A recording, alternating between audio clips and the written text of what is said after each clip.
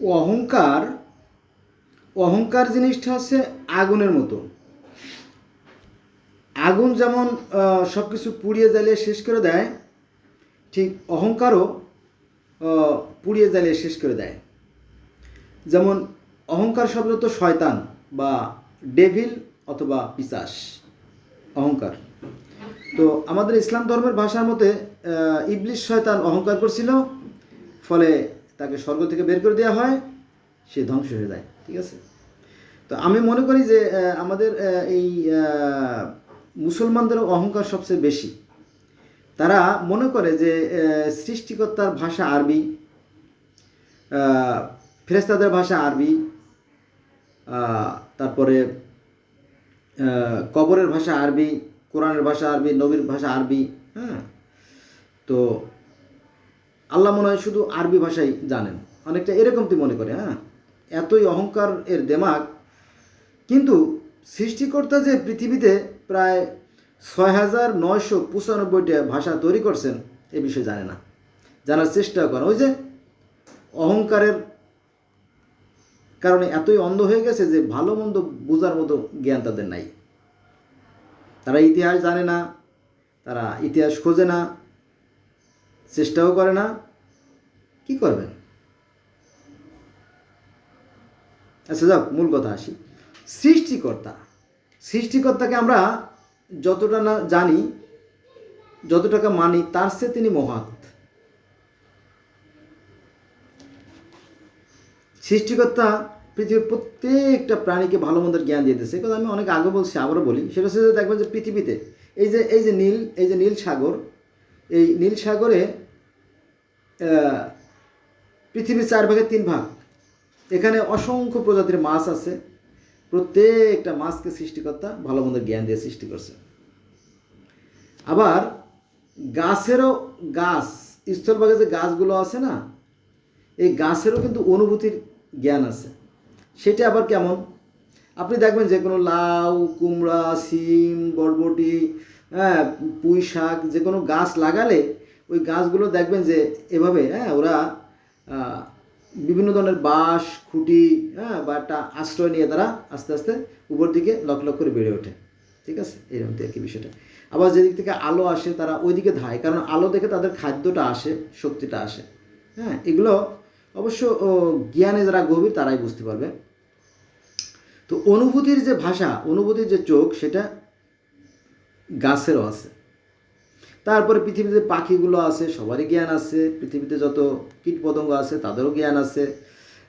তারপরে অন্যান্য পশু পাখি তাদেরও জ্ঞান আছে, মানুষের জ্ঞান আছে। সবাই সৃষ্টিকর্তা সমানভাবে ভালোবাসেন এবং তিনি সমানভাবে সব কিছু বন্টন করে থাকেন। কিন্তু অত্যন্ত দুর্ভাগ্যজনক বিষয় হলো যে যারা সীমাবদ্ধ জ্ঞান, যাদের জ্ঞান খুবই সীমিত, তারা এই হিতায়তগুলো ভুলে যায়, তারা বুঝতে পারে প্রকৃত সত্যটা কি। মূল কথা আসি। আজকে আলোচনা করবো বিশ্ব সভ্যতা নিয়ে। দেখেন, সৃষ্টিকর্তা মানুষকে যে জ্ঞান দিয়ে দিয়েছে, সেই জ্ঞানটাকে কাজে লাগিয়ে পৃথিবীতে অনেক অনেক সভ্যতার আবিষ্কার হয়েছে। সেটা যদি বলতে চাই তাহলে একদম মেসোপটেমিয়ান সভ্যতা, মিশরীয় সভ্যতা, সিন্ধু সভ্যতা, ফিনিশীয় সভ্যতা, পারস্য সভ্যতা, হিব্রু সভ্যতা, চৈনিক সভ্যতা, ইজিয়ান সভ্যতা, গ্রিক সভ্যতা, নারা সভ্যতা, অ্যাজটেক সভ্যতা, মায়ান সভ্যতা, ইনকা সভ্যতা। গোটা পৃথিবী ঘুরে আসলাম কিন্তু। কারণ এই ইনকা সভ্যতা, মায়ান সভ্যতা, অ্যাজটেক সভ্যতা এগুলো হচ্ছে আপনার আমেরিকা। তারপরে গ্রিক সভ্যতা বলতে আমাদের যে ইটালি, তারপরে আপনার গ্রিস, হ্যাঁ, নরওয়ে, তারপরে আপনার এশিয়া, সাইবেরিয়া, এই সমস্ত অঞ্চলের যে সমস্ত লোক বসবাস করে। তারপর চৈনিক সভ্যতা বলতে আমাদের পূর্ব প্রান্তে অবস্থিত, যেমন Laos, Cambodia, Vietnam, Thailand, Hong Kong, Bangkok, Japan, এই সমস্ত অঞ্চলে যারা, তাদেরকে বলা হয়েছে চৈনিক সভ্যতার অংশ। হিব্রু সভ্যতা বলতে আপনার যেমন বর্তমানে ফিলিস্তিন, লেবানন, ইসরায়েল, তুরস্ক, জর্দান, এই সমস্ত অঞ্চলের ভাষাভাষী। আর পারস্য বলতে এটা আপনার ইরানের পূর্ব নাম পারস্য, এই পারস্য সভ্যতা। হ্যাঁ, তারপরে আপনার সিন্ধু সভ্যতা বলতে আমাদের এই ভারতবর্ষর কথা বলা হয়েছে, এরকম আর কি। আর মিশর তো সারা বিশ্বে পরিচিত। এবার মূল কথা আসি। তো সৃষ্টিকর্তা যে জ্ঞান মানুষকে দিয়েছেন, সেই জ্ঞানকে কাজে লাগাইয়া তারা কি করছে দেখেন। মেসোপটেমিয়াম সভ্যতা, মেসোপটেমিয়াম বলতে এই যে বর্তমান যে ইরাক এবং সিরিয়া, এই যে বর্তমান যে ইরাক এবং সিরিয়া, অর্থাৎ বাশার আল আসাদের যে রাষ্ট্র, যে যুদ্ধ চলতেছে, এর পূর্ব নাম ছিল মেসোপটেমিয়া। ইরান ও সিরিয়ার পূর্ব নাম ছিল মেসোপটেমিয়া। এখানে আছে আবার সুমেরীয় সভ্যতা, ব্যাবিলনীয় সভ্যতা, অনেক সভ্যতা আছে। তো মূল কথা আসি, এখানকার মানুষেরা সৃষ্টিকর্তার জ্ঞানকে কাজে লাগাইয়া তারা কী করছে জানেন, চাষাবাদের অভূতপূর্ব সাফল্য অর্জন করছে। তারপরে পৃথিবীর প্রথম লিখন পদ্ধতি তারাই আবিষ্কার করছে, মানে এই মেসোপটেমিয়া সভ্যতার মানুষেরা। তারপরে চাকার আবিষ্কার করছে, চাকার আবিষ্কার করে তারা তাক লাগিয়ে দিয়েছে। তারপরে তারাও কিন্তু একজন সৃষ্টিকর্তায় মানত। আমরা যেমন মুসলমানরা যেমন একজন অদৃশ্য নিরাকার সৃষ্টিকর্তায় মানি, তো এই মিশরীয়রও একজন অদৃশ্য সৃষ্টিকর্তা মানত, তার নাম হচ্ছে রা। এবং এই অদৃশ্য সৃষ্টিকর্তার 4 জন অদৃশ্য দেবতা ছিল, হু, শেহা, শেম, হেউ, তারাও অদৃশ্য। যেমন আমরা বলে থাকি আল্লাহ পাক 4 জন ফেরেশতা সৃষ্টি করলেন, আজরাইল, জিবরাইল, ইসলামিকাল, 4 জন ফেরেশতা। আবার কোরআনেও 4 জন ফেরেশতা বলা আছে, লাত, মান্না, উজ, জাহাবল, 4টা। আবার সনাতন ধর্ম 4 জন ফেরেশতার কথা বলা আছে, বা অবতার বা দেবতার কথা বলা আছে, ব্রহ্মা, বিষ্ণু, শিব, মহেশ্বর, 4 জন। তার মানে কি মিল আছে। কিন্তু মুসলমানদের অহংকার এত বেশি যে ওরা অন্যদেরকে মানতে চায় না এবং বিজ্ঞান চর্চাও করে না, বিজ্ঞানের বিরোধী। আর বিজ্ঞানের বিরোধীর ফলেই মুসলমানরা কোনো উন্নতি করতে পারতেছে না। আমাদেরকে বিজ্ঞান নির্ভর হতে হবে এবং বিজ্ঞান চর্চা করতে হবে যদি আমরা উন্নতি চাই এবং আমাদের ভবিষ্যৎ প্রজন্মকে যদি আমরা সুখে শান্তিতে রাখতে চাই। বিজ্ঞান চর্চার বিকল্প নাই। আমি আমার মুসলমান ভাইদেরকে অনুরোধ করব, আসুন আমাদের সন্তানকে কোরআনের পাশাপাশি বিজ্ঞানটাও চর্চা করতে মানে উদ্বুদ্ধ করি, ঠিক আছে? আচ্ছা, তাহলে চাষের নানান ধরনের কৌশল আবিষ্কার করে, পানি সেচের বিষয়গুলো তারা আবিষ্কার করে, লিখন পদ্ধতি তারা আবিষ্কার করে, চাকার আবিষ্কার, অদ্ভুত আবিষ্কার যেটা তাদের কাজকে সহজ করে দেয়। আর সবচেয়ে গুরুত্বপূর্ণ বিষয়, যেহেতু আমি বিভিন্ন ধর্ম নিয়ে আলোচনা করি, এই মিশরীয়দেরকে একটা ধর্ম ছিল। তারা সে অদৃশ্য নিরাকার সেই সৃষ্টিকর্তা রাকে আরাধনা করত এবং তারা যেখানে আরাধনা করত সেটার নাম ছিল জিগারাত বা ধর্ম মন্দির বলে, উপাসনালয়। কেউ বলে উপাসনা, কেউ বলে আর্চনা, কেউ বলে প্রার্থনা, কেউ বলে আরাধনা, কেউ বলে নামাজ, কেউ বলে যজ্ঞ, সে যে নামে ডাকুক। সেই সৃষ্টিকর্তার সন্তুষ্ট লাভের জন্যই তারা এগুলো করে থাকতো। কিন্তু এই বিষয়গুলো আমাদের যারা ধর্মগুরু তারা কেন যে বলে না আমি জানি না। আমি অনুরোধ করব, আসুন আমরা এই আমাদের যে হিংসা, বিদ্বেষ, ঘৃণা আছে এটা আমরা ছেড়ে দেই, আমরা মানুষ হওয়ার চেষ্টা করি। তারপরে টুঙ্গি আইন, কাসাস, ইসলাম ধর্মে আছে কাসাস মানে ন্যায় বিচার, ঠিক এরকমই সেই মিশরীয় ধর্মে টুঙ্গি আইন আছে। তারপরে জল ঘড়ির আবিষ্কার, তারপরে চন্দ্রপঞ্জিকার আবিষ্কার, এগুলো কারা করছে? মিশরীয় করছে। তারপরে ব্যাবিলনীয় সভ্যতা, তারা হাম্বুরাবি, পৃথিবীর প্রথম লিখিত আইন। হাম্বুরাবি ছিল নাকের বদলে নাক, চোখের বদলে চোখ, কানের বদলে কান, মানে সূক্ষ্ম বিচার, যার বিচারের কথা সারা বিশ্বে ছড়িয়ে গেছিল। তো ওই সময় একটা গ্রন্থ লিখিত হয়, গিলগামেশ, একটা গ্রন্থ আছে যেটা জানে না, অনেকেই জানে না। এই গিলগামেশটা লেখা হয়েছিল কিউনিফর্ম বর্ণমালায়। পৃথিবীর মানে around the world famous book, holy book, মানে গোটা পৃথিবীর মধ্যে প্রথম লিখিত যে গ্রন্থ সেটা হচ্ছে গিলগামেশের গ্রন্থ। এটা আমার কাছে আছে, আমি পড়ছি। আমি জগতের বিভিন্ন ধর্মের ছাত্র, তাই আর কি। তো এরা কী করে জানেন? এরা মানচিত্র, এই যে আমার হাতে মানচিত্র দেখছেন না, এই মানচিত্রের আবিষ্কার করে কারা? এই ব্যাবিলনীয়রা। এবার আছেন অ্যাসিরীয় সভ্যতা, টাইগ্রিস নদীর ধারে অবস্থিত এই এই এই এই আর কি এশিয়ান সভ্যতা। এশিয়ানরা ছিল সর্বপ্রথম যোদ্ধা জাতি। তারা লোহার অস্ত্র আবিষ্কার করে এবং গোলন্দাজ বাহিনী তারা আবিষ্কার করে এবং অক্ষাংশ এবং দ্রাঘিমা, এই অক্ষাংশ এবং দ্রাঘিমা তো আসলে এই যে ভূগোলে পড়ানো হয়, ভূগোল, যারা ভূগোলের ছাত্র, ভূগোল যারা পড়ছে তারা এই অক্ষাংশ এবং দ্রাঘিমা বিষয়টা জানে। মাদ্রাসা ছাত্র এই সমস্ত বিষয় জানে না, তারা খুবই অসহায়। তাদের জন্য আমি দোয়া করি, আল্লাহ তাদেরকে হিদায়াত দান করুক, তারা বিজ্ঞান চর্চা করুক, তাদের উভয়জান কল্যাণ লাভ করুক। তারপরে এই এশীয় সভ্যতারা প্রায় 500-র মতো মেডিসিন তারা আবিষ্কার করা শিখছিল, বিশাল ব্যাপার, তাই না?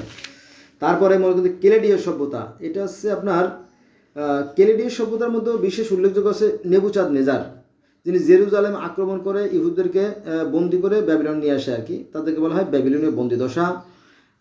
তিনি বিশাল এক শহর তৈরি করেন যেটা 56 মাইল লম্বা দেওয়াল। কে? এই নেবুচাঁদ নেজার, যার নাম বিশ্বজুড়ে আছে। তিনি 7 দিনের সপ্তাহ, 24 ঘন্টায় দিন, 12টি নক্ষত্র, 12টি রাশি, এগুলো তারা আবিষ্কার করে। তারপরে মিশরীয় সভ্যতা, নীল নদের তীরে, নীল নদ আপনারা জানেন যে নীল নদ তো আমরা সবাই জানি। তো আজ থেকে প্রায় 4000 খ্রিস্টপূর্বাব্দের কথা জড়িত ছিল। এই মিশরীয় সভ্যতার পিছনে যাদের অবদান সবচেয়ে বেশি, তাদের মধ্যে কিছু বিখ্যাত ব্যক্তি আছে। যদিও এই মিশরীয় যারা রাজা ছিল তাদের সংখ্যা অনেক, কারণ 3500 বছর ধরে তারা রাজত্ব করছে, তো সংখ্যা অনেক, এত ধরে বলা যাবে না। তাদের মধ্যে বিখ্যাত যারা ছিল তাদের মধ্যে আমি 3 জনের নাম বলবো। একজন হচ্ছে ফুকু, আমেন হোতেন, তুতেনখমেন, 3 ব্যক্তি। এটা হচ্ছে ফুকু, আমেন হোতেন, তুতেনখমেন, এরা হচ্ছে বিখ্যাত ব্যক্তি মিশরীয় ফারাও রাজাদের মধ্যে। তারা কি করছিল? তারা পিরামিড আবিষ্কার করছিল, তারা গ্রাফিকাস, হায়ারোগ্লিফিকাস আর কি, মানে চিত্রলিপি, প্রথম লিখন পদ্ধতি আর কি। আজকে তো আমরা অনেক উন্নতির চরম শিখরে উঠছি, এর পিছনে যাদের অবদান ছিল তাদের একটা বড় অবদান এই মিশরীয় সভ্যতা। তারা হায়ারোগ্লিফিকাস অর্থাৎ চিত্রলিপি তারা লেখে, পরবর্তীতে এই চিত্রলিপিকে বর্ণলিপিতে রূপান্তরিত হয়ে সারা পৃথিবীতে ছড়িয়ে পড়ে। এ কথা আমরা ভুলে গেছি বা আমরা জানি না এরকম আর কি। তারপরে তারা পিরামিডের কথা বলছি, 12 মাসে বছর, 365 দিনে বছর, সপ্তাহ, মাস, এগুলোই তারা আবিষ্কার করে। এবং তারা তীর, ধনু, ঢাল, তলোয়ার তারা আবিষ্কার করেছিল বহু আগে, যেটা আমরা জানি না, বিশেষ করে মুসলমানরা জানে না তারা। আর তারপর সিন্ধু সভ্যতা। সিন্ধু সভ্যতা বলতে আমাদের এই ভারতবর্ষ বা বাংলাদেশ, বৃহত্তম ভারতের যে অংশ, সেখানকার কথা বলা হয়েছে। এই সিন্ধু সভ্যতায় একজন ব্যক্তির নাম বেশিরভাগ উল্লেখযোগ্য, তার নাম হচ্ছে রাখাল দাস বন্দ্যোপাধ্যায়। রাখাল দাস বন্দ্যোপাধ্যায়, তিনি আমাদের এই অঞ্চলটা ছিল একটু নিচু, কারণ আমাদের পরেই তো বঙ্গোপসাগর, ওদিকে আবার হিমালয়ের যে পাহাড়, এখানে পানির গতি ছিল বেশি। সব জায়গায় পানি আছে কিন্তু এখানে বেশি ছিল। তো এখানে নিচু থাকার পরে আপনার ওরা পানিতে পায়খানা করতো এরকম অবস্থা ছিল। তো এই রাখাল দাস বন্দ্যোপাধ্যায় কী করলো? পাকা নর্দমা, বহুতল বাড়ি, কূপ খনন, মানে কূপ খনন করে মানে কি বিশুদ্ধ পরিষ্কার পানি এর জন্য এই কূপ খনন, এইগুলো। তারপরে পরিমাপ যন্ত্র, অর্থাৎ এই যে বাটখারা, দাড়িপাল্লা, যেটা কেজি, কিলো যা আমরা বলি, এগুলোর আবিষ্কার এই রাখাল দাস বন্দ্যোপাধ্যায় থেকে সূচনা হয়েছে। বুঝা গেছে? এবার আসেন ফিনিশীয় সভ্যতা। ফিনিশীয় সভ্যতা, এই ফিনিশীয় সভ্যতা মূলত লেবানন, বর্তমানে যে লেবানন তো জানেন তাই না? লেবানন, তারপরে আপনার ফিলিস্তিন, ইসরায়েল, এটা আমরা বর্তমান যেটা আর কি। তো এই লেবাননের ও ভূমধ্য সাগরের মাঝামাঝি জায়গাটা, এখানকারকে বলা হয়েছে ফিনিশীয় সভ্যতা। এখানে খ্রিস্টপূর্ব 1800 অব্দে আলেকজান্ডারের হাতে ফিনিশীয়দের পতন ঘটে আর কি। এই জাতিরা জাহাজ নির্মাণ, নাবিক, কাগজ, কলম, কালি সহ 22টি অক্ষর দিয়ে যে বর্ণলিপি, সেটা তারা আবিষ্কার করছিল। তো ফিনিশীয় সভ্যতার অবদান অনেক বেশি আছে এই বর্তমান সভ্যতার পিছনে যারা কাজ করে গেছে তাদের। এবার আমরা পারস্য সভ্যতা। পারস্য বলতে বর্তমানে যে ইরান, এই ইরানের পূর্ব নাম ছিল পারস্য। এরাও কিন্তু বহু আগের থেকে অনেক সমৃদ্ধ জাতি। এখনও ওরা সমৃদ্ধ, তবে পেরে উঠছে না, কারণ অন্যান্য শত্রু মুসলমান ভাইদের কারণে। কারণ এরা খালি মারামারি করতে উস্তাদ, মরলেই জান্নাতে যাবে এরকম একটা ধারণা তাদের। কিন্তু কাউকে মারলে জান্নাত পাওয়া যাবে না, কারণ প্রাণ হত্যা করা এর সাথে জঘন্য পাপ আর হয় না। বোঝেন না? আর না বুঝলে বুঝতে হবে আপনি অসুস্থ। আচ্ছা, এবার আসেন পারস্য সভ্যতা। পারস্য বলতে এখানে ইরানের কথা বলা হয়েছে, প্রায় 2000 খ্রিস্টপূর্বাব্দের কাহিনী। এখানে ওই যে বললাম না জরস্টার ছিল এই পারস্য ধর্মের বা পার্সি ধর্মের নবী। তিনি নামাজ, কলেমা, রোজা, হজ, জাকাত, দান, খয়রাত, হ্যাঁ, তারপরে কিয়ামত, জান্নাত, জাহান্নাম, তারপরে মিরাজ, সব কিন্তু এই পারস্য ধর্মে আছে। কিন্তু এটা আমাদের আলেম ভাইরা লুকায় রাখে, কারণ লুকায় রাখলে পরে তাদের ধর্ম ব্যবসা অচল হয়ে যাবে। বোঝা গেছে বিষয়টা? আপনি যদি জানতে চান জরথ্রুস ধর্ম সম্বন্ধে জানতে হলে আপনাকে আবেস্তা গ্রন্থ পড়তে হবে। জেন্দাবেস্তা আবেস্তা পড়লে আপনি জানতে পারবেন যে এখানে সবই আছে। তাই বিজ্ঞ যারা তারা বলতেছে যে এই যে ইসলাম ধর্ম, খ্রিস্টান ধর্ম, ইহুদি ধর্ম, এই সমস্ত ধর্ম আসছে মূলত এই পার্সি ধর্ম থেকেই।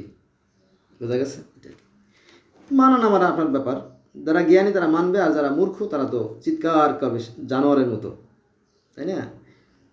আচ্ছা, তারপরে এই দারিউস ছিল একজন বিখ্যাত ব্যক্তি, মানে জরথ্রুস এবং দারিউস ছিল বিখ্যাত ব্যক্তি।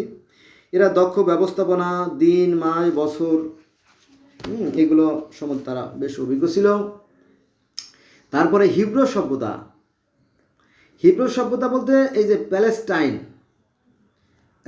বর্তমানে যে ফিলিস্তিন যেখানে মারামারি হচ্ছে, পুরোপুরি হচ্ছে, এখন আমরা কথা বলতেছি না, এই কথা বলার ফাঁকে হয়তো দেখালে সেখানে ল্যান্সার বা রকেট বা বড় ধরনের কোনো দুর্ঘটনা ঘটে যাচ্ছে, অনেক মানুষ মারা যাচ্ছে। তো এই প্যালেস্টাইন যুদ্ধ হচ্ছে 70 বছর ধরে। এই প্যালেস্টাইন আর এই ইসরায়েলের মধ্যে এই যুদ্ধর মানে দামাও বেজে উঠছে 70 বছর ধরে। তার আগেও কিন্তু এখানে অনেক ইতিহাস আছে। কারণ কি জানেন? কারণটা হচ্ছে এই যে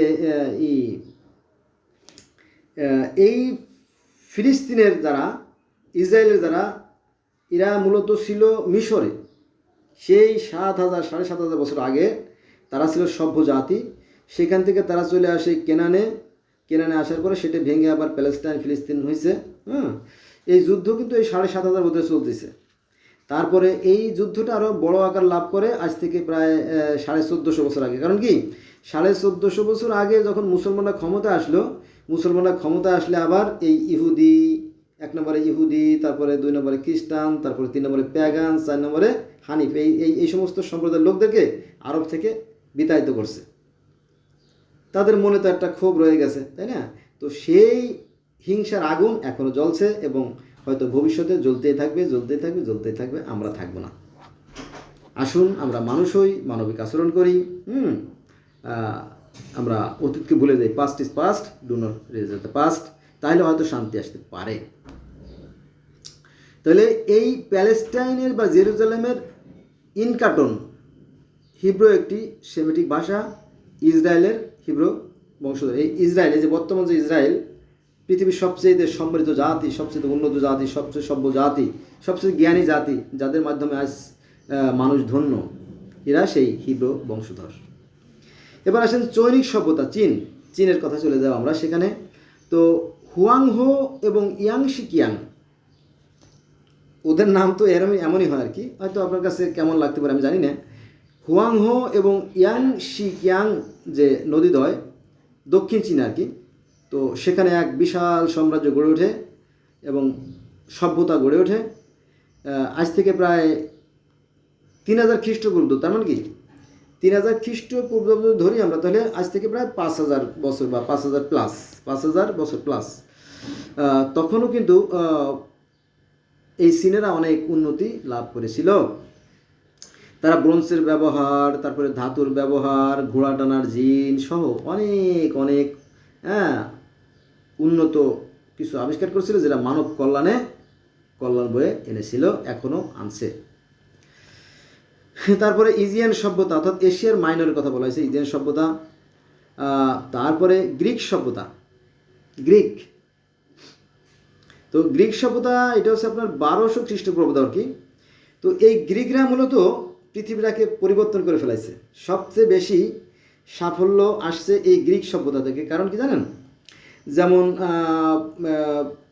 এরা কিন্তু বিজ্ঞানের চর্চা করতো। আমি মুসলমানের সন্তান, আমরা যেমন বিজ্ঞানের বিরোধী হওয়ার কারণে আমরা কিন্তু মানুষের লাঠিচাল খাই, আমাদেরকে কেউ পছন্দ করে না। ওই আরবে গেলেও বলে মিসকিন, ওই চিনি গেলেও লাথি মারি খেদায় দেয়, ওই ইটালি গেলেও আমাদেরকে লাথি মারি খেদায় দেয়, কিন্তু বাড়িতে এসে বলে না। এটা সত্য। কিন্তু আমাদের চরিত্র যে ভালো না, এই বিষয়টা স্বীকার করতে চায় না।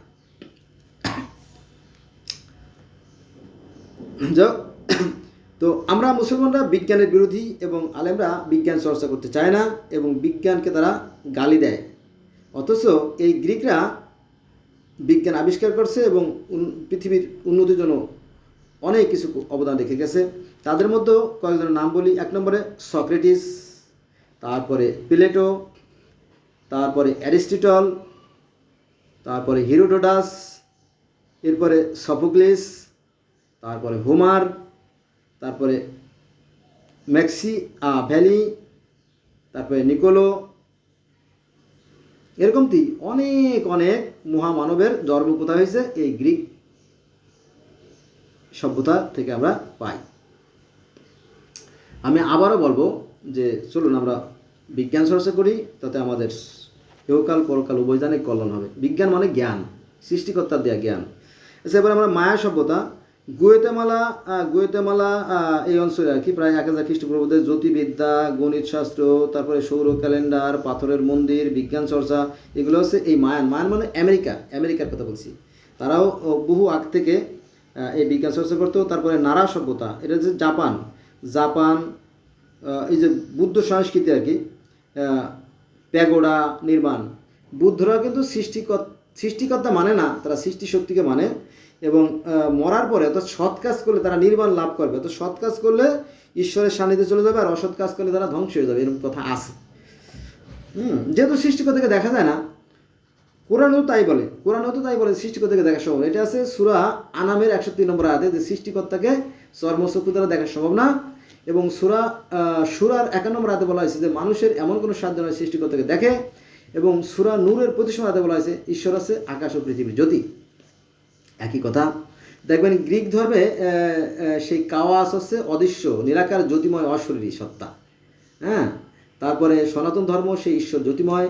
তারপরে পারস্য ধর্মে সে রা আছে ও জ্যোতিময়। গ্রিক ধর্মে যে সে আপনার গিলগামেশের যে কাব্যের কথা বললাম, সেখানেও ঈশ্বর আনু আছে জ্যোতিময়। কোরআনও বলতেছে সেই জ্যোতিময়। তাহলে সমস্যা কোথায়? একই তো কথা। কিন্তু ওই যে কিছু লোক আছে নিজেদের ব্যবসা নষ্ট হওয়ার ভয়ে এই বিষয়গুলো জানতে দেয় না, ফলে আমরা ওই কুয়ার ব্যাঙের মতো পিছিয়ে পড়ে আসি। আমি অনুরোধ করব, আসুন, আমি আবারও বারবার বলতেছি একই কথা, যে আসুন আমরা বিজ্ঞান চর্চা করি। বিজ্ঞান এটা কোনো শয়তানের কোনো কাজ না। এটা হচ্ছে বিজ্ঞান মানে সৃষ্টিকর্তার যে জ্ঞান, সৃষ্টিকর্তা যে মানুষ জ্ঞান দিয়েছে, এই জ্ঞানটাকে কাজে লাগানো নামই হচ্ছে বিজ্ঞান। ঠিক আছে? বিজ্ঞান চর্চা না করলে আমরা কোশ্মিন কালেও কোনো দিনও কল্যাণ লাভ করতে পারবো না।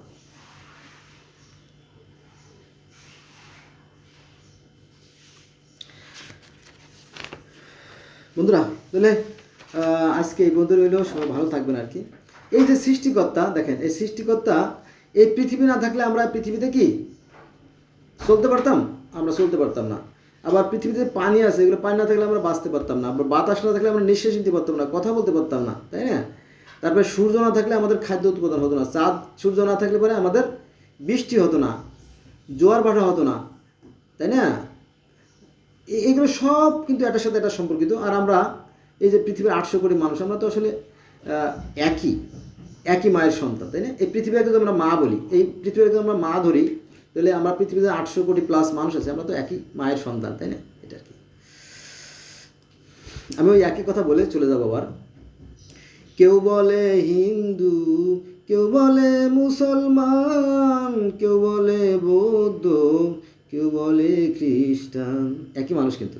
কেউ বলে হিন্দু, কেউ বলে মুসলমান, কেউ বলে বৌদ্ধ, কেউ বলে খ্রিস্টান, আমি বলি সবাই মানুষ একই সমান, একই গর্ভে জন্ম মোদের এক মায়ের সন্তান, ভেদাভেদ বাইবেল কোরআন একই বিধাতার দান, একই নিয়মে করি জীবন বিধান, তাই না?